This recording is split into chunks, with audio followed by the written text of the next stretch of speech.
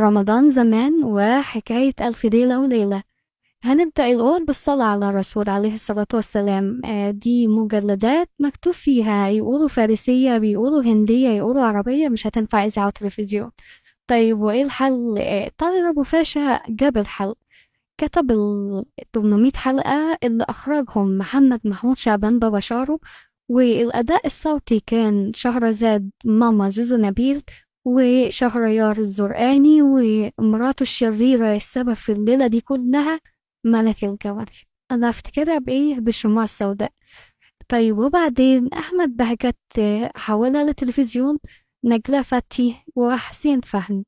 طيب وبعدين اجت ملكة ألف ليلة وليلة شريهان، عملتها وأبدعت فيها. طيب وبعد شريهان في إيمان التوخي ويوسف شعبان ليلى علوي والأشكيف المخيف، وكمان في